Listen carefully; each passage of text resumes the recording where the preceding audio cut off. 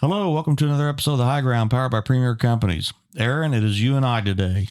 We're missing our coworker, friend, and part-time co-host of the podcast. Jeff is he's out working today. He's traveling, probably buying fertilizer. Hope he's buying it cheap, but I hope so.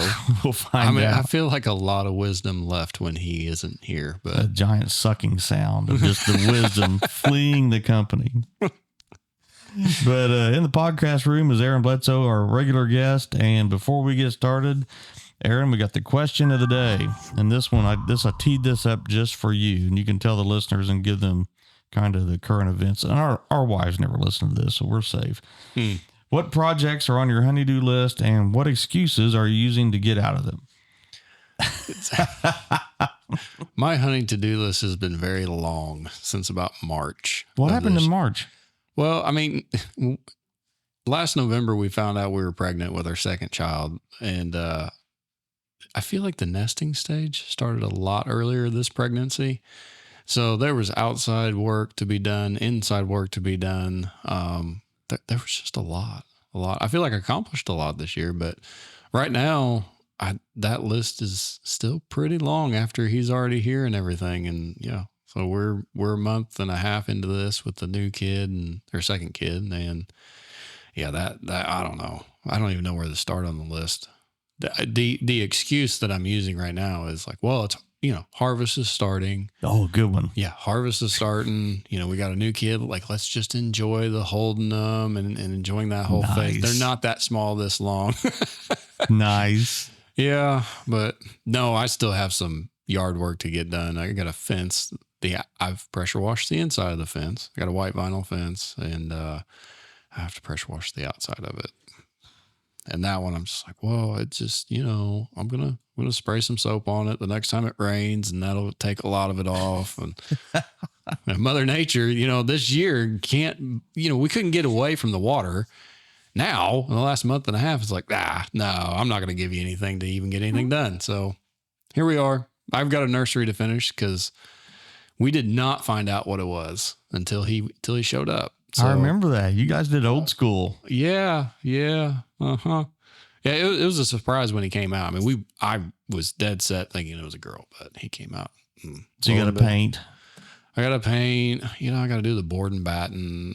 Yeah, wallpaper. Evidently, wallpaper's coming back in style. Oh, God. Now. Yeah. But I think it's easier now from what they say. They say it just kind of like a peel and stick instead of, you got to do the glue and all that. So. I don't know. I'll let you know when it's done here in about a year. My wife is like a Shiite anti-wallpaper. I mean, if you got wallpaper in your house, do not have her come in because she will yank it. If she sees a little piece that she can get a fingernail under, she'll just rip it. And that's her excuse and commitment. Once she does that she has to take all of it off. Yeah. I got good at taking it off. I took it all off at our old house, but now I'm going to put it back up. So but I'd fake an injury. I don't know. I don't know what injury to fake with that. I mean, I blew my knee out. I can't stand. Hamstring, hammy, got a hammy. Well, that's a legit thing there. What about you? What projects are on your honey-do list? And I don't know. I've got a pile of dirt at the end of the driveway that has irritated her to no end. I cut a little road. Our driveway's right in the corner, and when there's corn in the field that's on the inside of the corner, you can't see around the corner very well. So you got kind of a blind turn in the driveway. Well, and then I also have the shop, which I built a couple years ago, and it's about, I don't know, it's down the road a couple hundred yards from the end of the driveway. So what I did was I cut a drive that goes along the road. So I put a road by the road. Mm-hmm. And it is kind of handy because Kate or somebody on the four-wheel Ranger, they can just run. They don't have to get on the road. They just run down through there. But in doing that, I stuck a big pile conveniently right at the end of our driveway. And I've nibbled on it every once in a while. You need a bucket of dirt here, a bucket of dirt there. But I've had this mound of dirt at the end of the driveway that's, of course, it grew up in weeds and you had to spray it. But all summer I couldn't get it because I didn't want to mess the gravel up in the drive that went by it, right? So then there was crops in the field by it, and they couldn't get to it. So post harvest, I'm not sure what I'll have to make up some excuse to leave it, because now I'm kind of getting attached to it. I kind of like it there. It's like a Indian mound, like a tell in the Middle East. There's something special under there. I don't know. I don't know. There's something about a pile of dirt and being a boy or a man, and it's just like, I don't know. Yeah, it's a good pile of dirt. Yeah, it's kind of nice having some If I dirt. get rid of it, I won't have one. Yeah, like, but I might need it. Like, there might be a hole that opens up. I might need it. That's exactly right. And if I go spread it around somewhere, it'll be all gone. Yeah, yeah. She'll tell me to move it then. Yeah. Oh, well. Yeah. What is going on? I think we had a report come out last week, Friday. Yeah, last week, September 12th, we had the September WASDE report come out. Slam some wisdom on us. Well, like I said, Jeff's gone. So the wisdom left the room.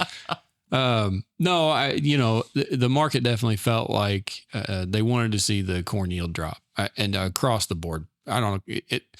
There's very few people out there that I've seen or read that they're still saying, no, that yield wasn't high enough, or we need to hold it. It's just the way we finished out this year. In some places still finished out pretty well, but for our neck of the woods, Southwest Indiana, August just dry. Yeah. Moisture just stopped on a year where we couldn't get away from it. It just finally stopped. And, but yeah, most of the market felt like the corn yield should be lowered. They did do that. The one piece that they surprised us with was they upped the acreage again. Like, where'd they come from? Yeah. So, I mean, we're talking numbers. I think the last time I looked, I think 1933 was the last time we had an acreage number that was this high. I think 32 was the all-time record. I mean, folks, we're having to go all the way back to the 30s to find. That's like 100 years ago. Yeah, to find acreage numbers that are this high. And so, net, really, they dropped the yield 2.1 bushels down to 186.7. They upped the harvested acres to 90.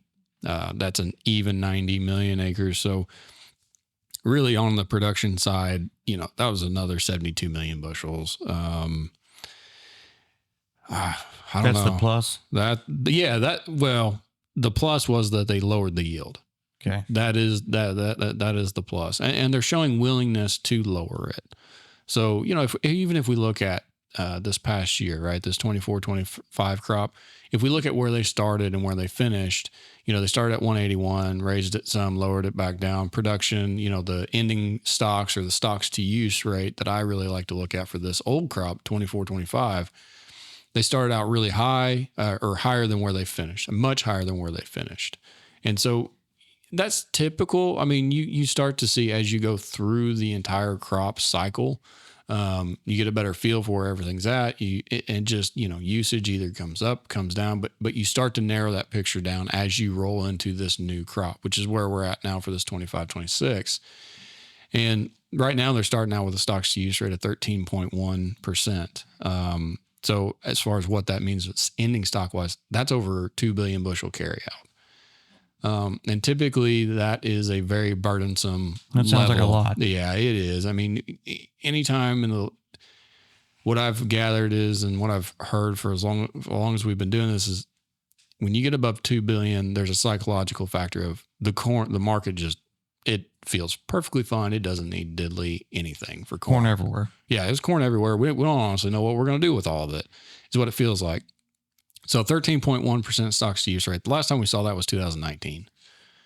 And every year is different. 2019, I have gone back to that because it does feel kind of like that. 2019 was a delayed planting. Right. It was a little slower. Now the summers and I think that played out a little differently.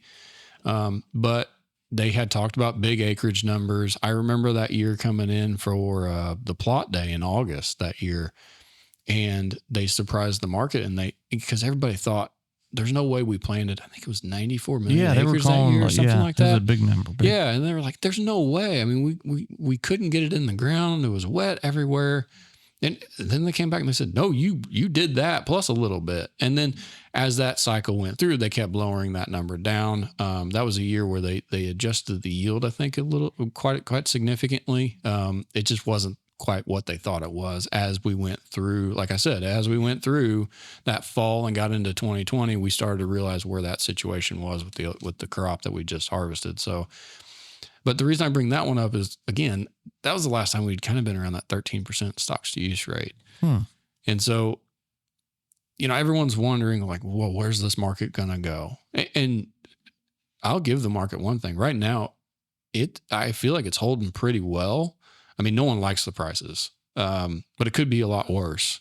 Yeah. When you say it's holding pretty well, it's true. Whenever you say 2.1 bushels or no, 2 billion bushels. Yeah. 2 billion bushels and 13%. And you tell us you like to have it below 10, right?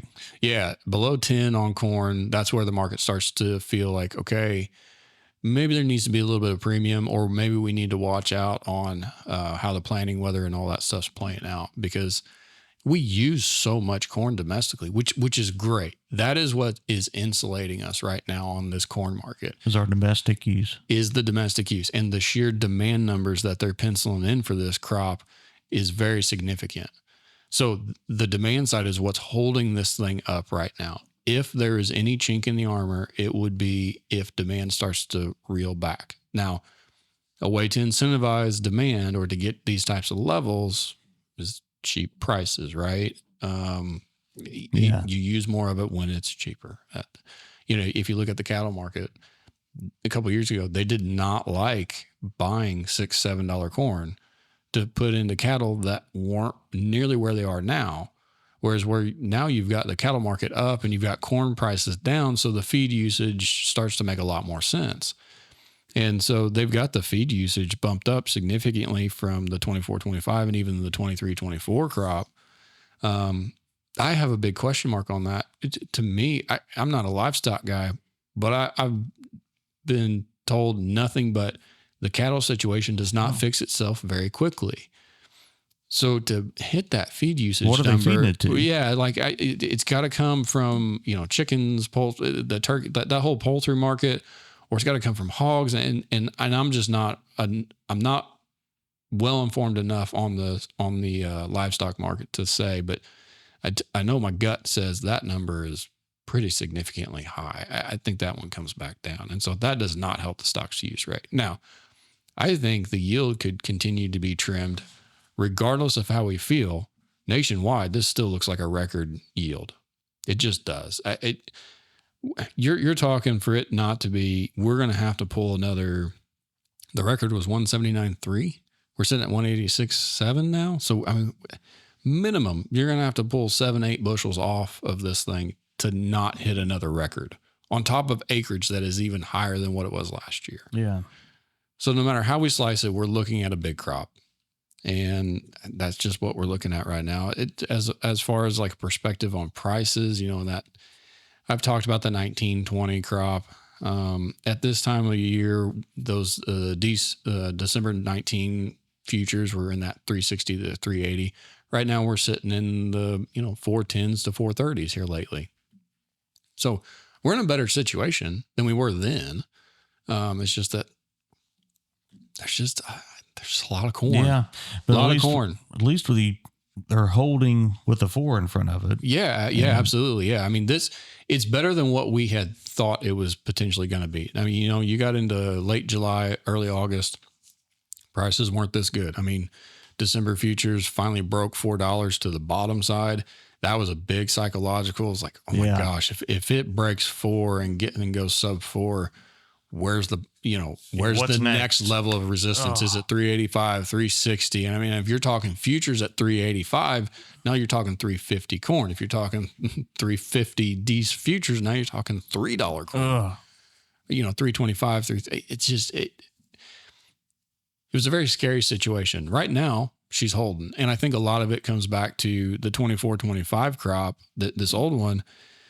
Exports on that front was extremely good. And right now, I think one thing that's really holding us up is the export pace for the 25-26 is outpacing the 24-25 crop. So that So like exports are better. exports are running at a very good pace right now. Yes. Yep. Running at a very good pace right now. Now they are projecting us to export more corn this year. And again, I just said, right, U.S. is a huge domestic user of corn, but anytime you can supplement some of that usage with exports, that's just going to help hold prices or potentially bring them up, right? Any new demand is not bad for any of these markets, at least for price wise. And after, the trade agreements and everything, that was in the news cycle is so fast anymore, but going back to the summertime, you would hope that there were some export opportunities that would come up, and just like you said, would supplement anything we could have. Would be like dressing. It'd be cherry on top of what you already have. Yeah, and I think the last thing on the corn front that I would say is, we've talked about exports and stocks to use rates and brought up 19 and how that progressed into the 2020 year. This 24-25 crop, we started at above 10%. I forgot where we exactly started at this point last year for the 24-25 on stocks to use rate, but we got all the way down to 8.6 at this point. And when we just talked about anytime you get sub 10 in that September timeframe. Well, yeah. So the September report, we'll talk about the 24-25 crop. There will be slight changes to it as that fiscal year kind of finished out, or that crop cycle finished out, right? They upped exports on that one 10 million bushels. So all said and done, that 8.6 is where that one is kind of looking like. They can still tweak it as we go along for the next couple of months, but that one is pretty well. The market feels pretty comfortable with that number. Sub 10, you see prices go. Well, why did we not see prices really run this summer when we kept seeing this old crop shrink in stocks to use? That if that stocks to use rate keeps shrinking, that means we're using more of it. Yeah. And prices just didn't reflect that. And a lot of it was the market felt very comfortable with the idea of there's going to be 95 million acres of corn. Jeez. And so that was the big gorilla in the room was, yes, exports were running ahead of pace. So they've had to revise that number up multiple times for old crop. We had delayed planting. We had a stocks to use rate that continued to go down. I mean, we had a lot of these bells and whistles going off in the coal mine saying, hey, we've got a situation here. But in the back of everybody's mind was like, I think we're going to squeeze through. And man, if this 95 is real, there's going to be a lot of corn, and we don't need to worry about it. There's going to be plenty. And I think the other piece of it is South America had a phenomenal corn crop. Their safrinha, or their second crop corn, was huge. I mean, they were pumping it out left and right. So beans are much more of a global market for us. I mean, we're trying to insulate that. I mean, with the new blending numbers that they're wanting to pump out for biodiesel oil, that doesn't mean it has to be soybean oil, but soybean oil is definitely a winner in that realm. It's plentiful. Yeah, it's very good for the U.S. market. We're trying to insulate it. We're trying to say, okay, we're going to use this product domestically more so than relying on exports. So that's great for the soybean market. But when we've got plenty here at home on the corn front, we were relying on exports, and the world just felt like the world has plenty of corn. And so we got sub 10% stocks to use rate, and the price just really didn't do a whole lot. Yeah. And we kept getting rain, even though it was delayed. It kept getting rain on this corn crop. And, but everybody's got an opinion on what the yield really should be. There's going to be so much variability out there, I think, this year. I think there's going to be spots that we'll never see yields like they'll see this year, and there's going to be spots that are very underwhelming. So yeah, Aaron, you're spot on because, and I know I always look outside the window, right? I mean, you look at the crops around in the trade territory, but, we were so wet. We had so many rain events, and then we find out how big the wet holes are, even with tile. I mean, and the only thing is that areas have almost nothing, just zero. But then right next to it, it'll be 300 bushel corn, not 10 yards away. And it's just a matter of how big those wet holes were and how big the zeros are going to be. But there will be big yields. but I think it'll be variable, just like you said, Aaron. I think it'll be sometimes one farmer may have record yields in one field, and then south of the Camelsburg plant, I saw a field that was just bush hogged. I mean, there was just nothing there. Yep. Yeah, it's been wild. It's been wild. It's a year that I think the entire market is ready to get it in the bin and done, and then say, okay, we know what happened now. I don't want to go back. Let's just move forward. Hope that next year's better than this, because this is, even if you have phenomenal yields, it seems like this has been a stressful year. It just sure has. It's a year that keeps on giving in the ag industry is what it feels like. It took 3 months to get the crop in the ground. Yeah. Yeah. So, but from a beans standpoint, they up the area, harvested a little bit, basically, 200,000 acres. So 80.3 is where they're at now. They started at 80.1 in August. Not a big revision there. They did drop the yield 0.1 of a bushel. So beans really kind of just hung steady. There wasn't a whole lot of movement in that one. Even the old crop, there really wasn't much movement in that number. I don't think they did anything outside of maybe like a couple bushels here and there. But that one's sitting at a 6.9% stocks to use rate. So they did up the ending stocks 10 million bushels to 300 million. That one, anytime you get below 6, that's where the bean market starts to feel, uncomfortable. And they've got an average farm price of $10 penciled in right now in the September report. I don't really know what to say with beans. I mean, the gorilla in the room is the fact that we haven't sold China a single bushel for new crop. Yeah. Not a single one. And the longer this goes on, the tighter our window gets to hit exports. They did lower exports for beans. What was that? 20 million bushels. You have to wonder if that number doesn't come down. At any point, there could be a stroke of a pen, and next thing you know, this thing runs off. At some point, though, we're going to have to look to see what kind of damage has been done to this. And I just don't know. I mean, the crush has been phenomenal. They're penciling in another really big crush. It's just... So domestic use is saving us with beans also. Yeah. And is that Brazil is just, again, back to their growing season? They had such a good growing season, and China's buying from Brazil pretty much. Yeah. So the world has plenty of beans. Again, the world has plenty of beans, and beans are a global commodity at this point. We're trying to insulate ourselves with the biodiesel and things like that, but it still takes time. Right. And I don't know. It does not feel good. And then you've got river levels they're okay right now. Look like it's low. Yeah. I mean, I'm trying to be positive. Yeah. Barges are moving. I can see a lot of bank. Yeah. We was over in Louisville over the weekend, and it looked low to me. Yeah. Still had barges moving, but yeah, barges are moving. They may not be hauling as much as they typically do, but barges are moving. God, that would suck.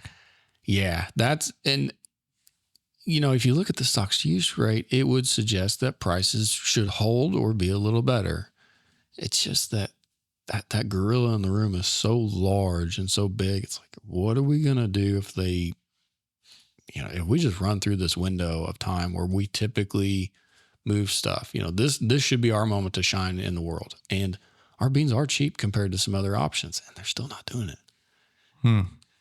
And so I don't know. There's a lot of dynamics going on there, more than I would ever even understand. I'm sure only a select few people even understand it because they're the only ones in the rooms. But that China market we need it right now, but it does not look like a long-term solution. We've just relied on it for so long, and you've basically got a country that's saying, yeah, we want to be better insulated from the world so we can have our own domestic use. It's like, yeah, that sounds great, except you're buying it from Brazil, right? Yeah. You're saying one thing, you're doing another. What reality is, you just don't want to buy from the U.S., period. I mean, that's really what it comes down to. You don't like us. We're not real happy with you. We're playing this cat and mouse game right now. But on the backside of this, you've got China who a couple of years ago, they said they want to lower the protein usage in their feed, I think from 13 to 10%. And it was like, they were supposed to get it done by like 2030 something. They did it. They've already done it. Wow. They've already lowered it. And now they're wanting to lower it again. So what that signals to me is that, and eventually they're not going to, if they hit that goal already, they've already hit the 10% goal, right? So that means they're not going to use as many beans because bean meal is a protein. They're not going to use as much potentially in their feed usage. So even if their hog herd, stays the same, which is really big, they're just not going to have to use as much. So if they continue to buy more from South America, that just means our piece of the pie got smaller. Yeah. Insert biodiesel. So we're going to see how that plays out. I don't know. There's a bunch of different things. I mean, logistically and location wise, it just depends where you're at. For us locally in Southwest Indiana, it doesn't feel like we should have a record crop. Yeah. I would say, and I've been saying this to a lot of our customers for several months now. I mean, even in planning, it's like, we may be the worst looking house in the neighborhood, and we're not a bad looking house. Yeah. But we may not be the best looking house. Whereas the last couple of years, we've been a really nice house in the neighborhood, and this year may just not be that. And so it's tough, even from the commercial side, from the elevator side. You got to watch your emotions when you look outside the back door, and you're like, man, the crop's it's just not what they say it is. And it's like, we ought to get this, we ought to get these values. And it's like, yeah, but there's some really good stuff out there. And one big piece of the pie right now is the fact that you've got a Southeast market that was coming off of one of their worst crops ever. And that is a huge demand area. And they usually start taking trains of new crop from the Midwest in October. And they're having such a huge crop. Does that get pushed back into like November, December? So, that doesn't sound like, well, it's a month. It's not a big deal. Well, what that does do, though, is if those trains aren't moving at the same pace, I mean, if you think about it, if you have 100-car train, let's just say 3,000 bushels per car. That's a lot of bushels leaving on one train. And if they take multiple trains at a time, that's a lot of bushels that have to find a new home in the dead heat of harvest in a set amount of time. And that one, I heard White Commercial, who we broker through, and they help elevators like us out, just make sure that we do the best job for our customers. Right. And I will give them one credit. They were talking about it early this year. I mean, really? Yeah, real early. They're like, they were talking about elevators down there trying to figure out how to make sure that they take care of their customers and are able to handle this crop, because it was looking so big, and right now it's still looking big. Yeah. So that's another piece that we don't usually think about. We usually just think about the Southeast. Oh yeah, rail's going to go down there. We're going to make some money on that deal and all that. And they have to buy our corn. Well, yeah, they do. They still need our corn, just not at the same time. And so that just backs us up. And beans, if there's no exports, at some point you would have to think like the Pacific Northwest and CIF values and the Eastern Seaboard. Those crushers are going to get their needs filled. And if there's still no exports going on, what are you going to do with it? Where's it going to go? It'll start piling up. Yeah. So I don't want to be all doom and gloom, but those are some pieces playing in the background that they need to be looked at. They need to be talked about. We've rallied some from the last couple, month and a half or so. We've definitely gotten back up in values. So I would say for a farm level that's probably undersold, it probably wouldn't be a bad idea to start talking to your local elevators, local merchandisers, your trusted advisors. It's not a bad time to possibly, if you feel undersold, if you feel like you need to get some risk taken off of the table for you, it sounds bad, but maybe we're playing defense on what it could go to. These prices don't make a lot of people money at all, but at some point you're kind of limiting your losses. But if you feel like you're undersold, I think what I'm hearing is you're telling me there's no indicators that says this market should run up anytime soon. It can, but it can also go the other way. And I think that's just where every operation is different. But when you're looking at interest rates where they are, the cost of inputs where they are, and that whole dynamic going on. I mean, it's got its own supply and demand issues, and it just for a picture that looks bleak, now's the time to, if it sucks to play defense, but sometimes you got to play defense. All right. Well, that might be a pretty good spot to wrap up on. All right. Well, we will continue on through the harvest. I see you're getting busier over there at the elevator. So, always busy watching the trucks roll in and out of there. So that is another episode of The High Ground powered by Premier Companies. Thank you all very much.